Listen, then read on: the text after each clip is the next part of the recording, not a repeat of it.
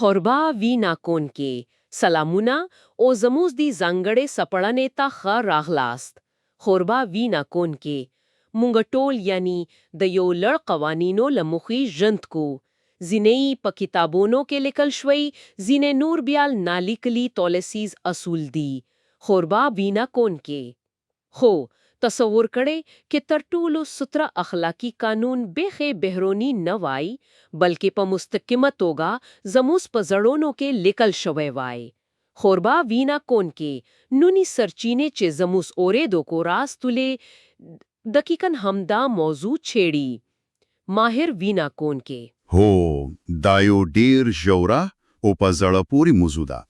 ماهر وینا کونکي موږ د لومړي تهون او نوی تهون ترمنځ بنیادیزي توپیرونو ته ځیر کیږو. ماهر وینا کونکي او دا سرچینې چې اساساً د مسیحي مقدسو کتابونو پر ځینو برخو ولاړ دي، یعنی د یوحنا، عبرانیانو او رومیانو پر انجیلونو. ماهر وینا کونکي دا د یوې لوی فکری او روحاني زلزلې خبره کوي. زلزله دا خو ډیر قوي کلمه ده. هو ځکه چې دا له یو داسې سیستم څخه لیز دی چې په بهرونی اصولو او تشریفاتو ولاړ دو، یو داسې حالت ته چې د انسان په دننه کې یو بنیادی بدلون راولي. قربه وینا کوونک نو راځي چې دا موضوع په ګډه وسیرو. زموږ مخه دا نه ده چې یا وسی د دې تړونونو تندیز وړاندې کړو، بلکې غواړو پوه شو چې دا بدلون ولې دومره بنیادی او انقلابی ګڼل کیږي. قربه وینا کوونک راځي چې لپیل څخه یې پیل کړو. سرچینې د ژوند اوبو سند لو یوې ډېرې په زړه پورې استعارې سره پیلیږي. ماهر وینا کوونک هو د ژوند اوبو سند قربه وینا کوونک په یوحنا انجیل کې راغلی چې کچوک په عیسی مسیح ایمان راوړي د هندي له وجود څخه به د ژوند اوبو سندونو وبهیږي. قربه وینا کوونک دا یاوسې یو شاعري نه ده، سمه ده، دلته یو څه ژور مفهوم پروت دی. بالکل دا استعاره د ټول بحث کیلی ده، یعنی کې بده پوه نشو نو په نورو خبرو به هم سم پوه نشو. ماهر وینا کوونک متنونه تشریح کوي چې دا د ژوند اوبه په حقیقت روح القدس دی. روح القدس هو چې ایماندارانو ته بورکل کیږي. خبره د بهرینی اوبینو نه ده چې تندا ماتوي، بلکې د یوې داسې داخلي چینې ده چې هیڅ کله نه وچیږي او د تلپاتی زړن د لامل کیږي. قربه وینا کوونکی سمدا ماهر وینا کوونکی خو تر دې هم په زړه پوری خبره دادا چې سرچینې د اوبه د عیسی مسیح لوینې سره هم تړي. قربه وینا کوونکی لحظه راځي چې لک په دې تم شو، زکه دا ډیر زوا کومنا او شاید زینو تر د پوهیدو لپاره یو څه سخته انزورګری وي. قربه وینا کوونکی یعنی پشکاری خود د وینې څخل یو عجیب مفهوم شکاری. نو سرچینی دلته د لفظي عمل خبره نه کوي، سمه ده؟ نه هیڅ کله نه. دا ډیر مهم ټکی دی چې باید روښنا شي. دا یو ژوره استعاره ده. دلته منظور دا دی چې وینا د ژوند د جوهر یا د قربانی د اصل په معنا ده. د ژوند جوهر هو نو د آمد وینې څخل په دې معنا دی چې یو څوک باید د همې د قربانی ژوند بخښونکي ځواک په بشپړ ډول خپل کړي، یعنی په خپل وجود کې جذب کړي. او نو دا د یوې داسې روحي علاقې د ټینګولو په معنا ده چې د هیله لاره روح القدس یا هغه د ژوند اوبې د انسان وجود ته ننوزي. بالکل همدا خبره ده. قرباوینا کونکي نو دا د یوې بهرني عقیده پر ځای د یوې ژورې داخلي تجربه خبره ده. قرباوینا کونکي دا نو موږ د دوارو ترنونو ترمنځ لومړی ستر توپیر ترسوي چې هغه د ونې موضوع ده. لومړی ترنون ماهر وینا کوونکی د څارویو په ونې ټینګ شوی وو. خو نوې ترنون بیا د عیسی مسیح په ونې. دا توپیر یازې په دې کې نه دی چې د چا ونه کاروله شوې، بلکې په فلسفې کې هم لوی توپیر دی. دقیقاً دا یو بنیادی بدل دی. سرچینې یو ډېر ټکان ورخو کې استدلال کوي. وایي چې د څارویو ونه څخل انسان ته د څاروي بڼه ورکي. د څاروي بڼه؟ هو خو د عیسی وینا څخل انسان ته د خدای بڼه ورکی د خو ډیره لویه ادعا ده. ډیره لویه ده. خو کدا خبره لګ نور هم وسپړو نو وګورو چې دا له یو داسې ژوند څخه د لیش خبره کوي چې د حیواني غریزو ډار او بهرنیو قوانینو تابع وي. یو اداسې ژوند ته نو یو داسې ژوند ته چې د لوړ شعور مینې او داخلي لارښوونې ولې مخه پرمخځي. دا د انسان د طبیعت د بدلونو خبره ده، نه یوازې د قوانینو د بدلونو. کوربه وینا بکونکي واه دا خو بخي او بل اړخ دی. نو د سرچینو له نظره لومړی ټولون د سارویو د قرباني نه لارې د گناوونو یو ټول لنډمحاله پوشخص کوو. کوربه وینا وکونکي لکه یو څوک چې هر میاشت خپل پور یو برار ادا کوي خو اصل پور پر ځای پاتې وي. ماهر وینا وکونکي ډېر ښه مثال دی، ډېر ښه. د سارویو قرباني یو تکراری عمل و. ماهر وینا وکونکي دا د ستونزې نشایي په لنډمحاله توګه پټولې خو د ستونزې ریشه یې نشوه ایستلې.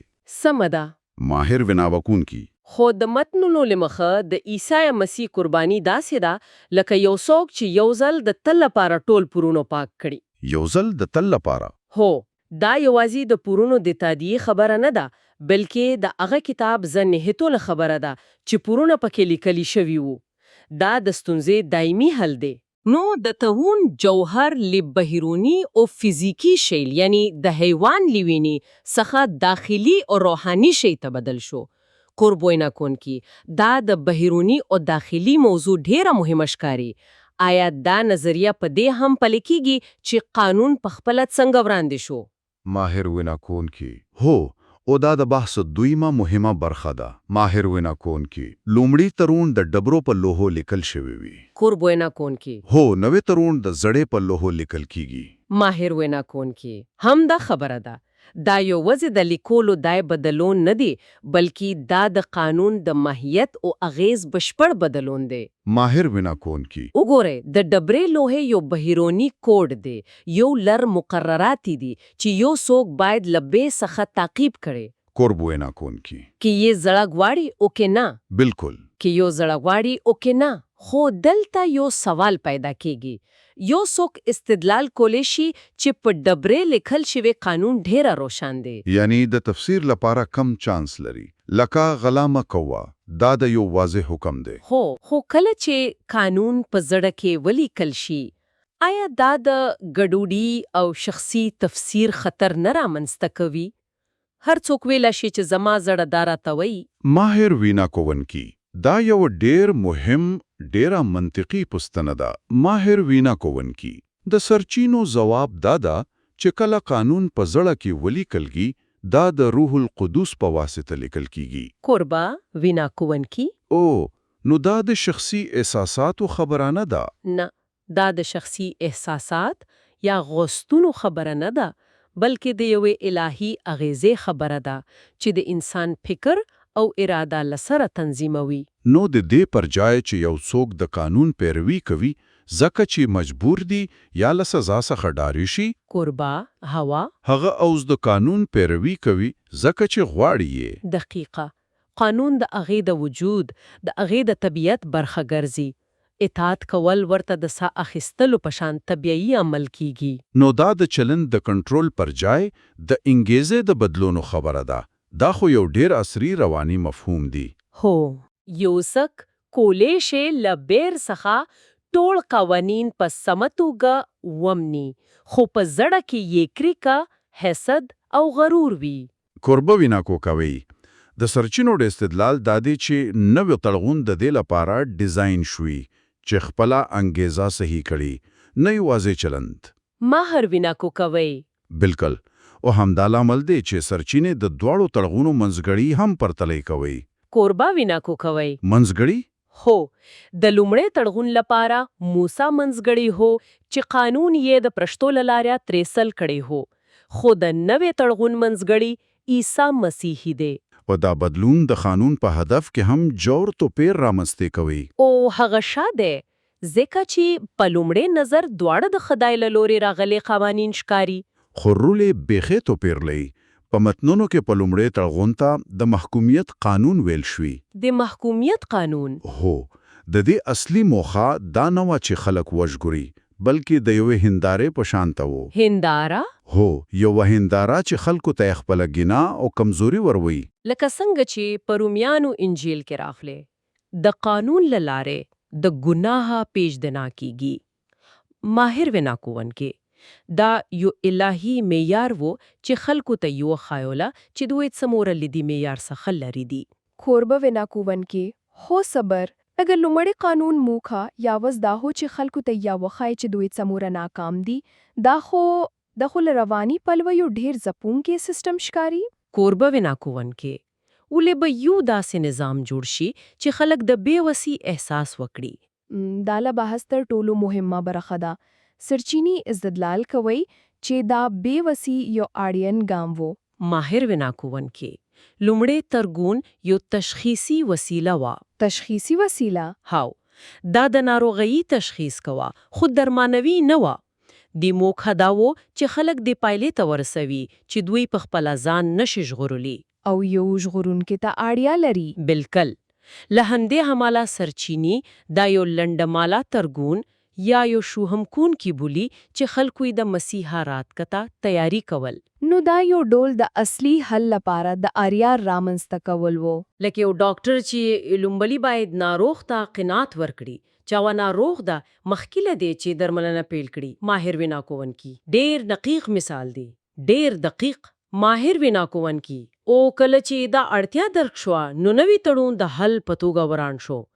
دا نور د محکومیت قانون نه دی کوربه وینا کوونکی بلکې لکه څنګه چې سرچینی بولی د ځن د روح قانون دی. ماهر وینا کوونکی چې لګینا او مرګ له قانون څخه ازادي ورکوي.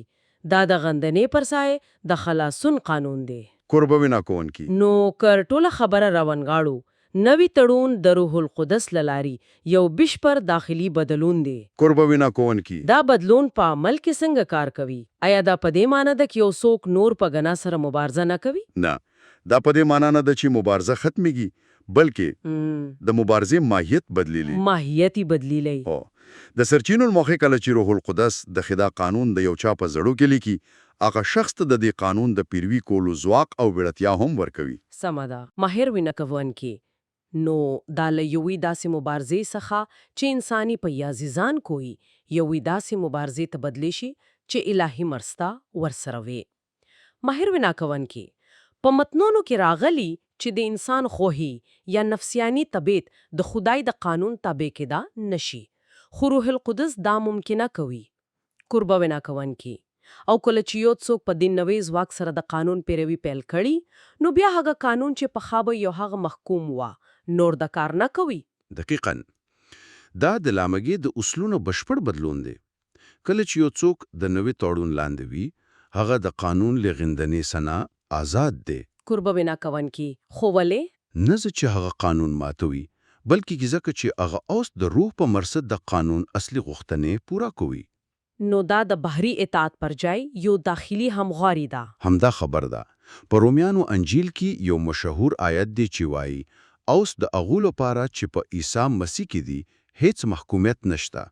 هیڅ محکومیت نشته. هو. ځکه چې دای نور د قانون تر سلطې لاندې نه دی بلکې د فضل تر سلطې لاندې دی.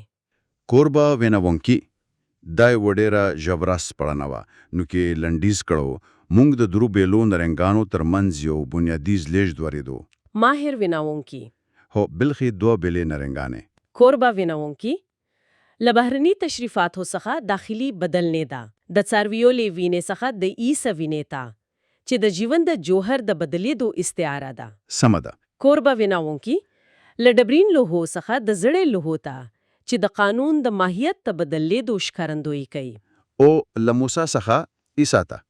هو، له موسی څخه عیسی ته چې د منځګړي او د هدف ته بدلیدو نښه ده.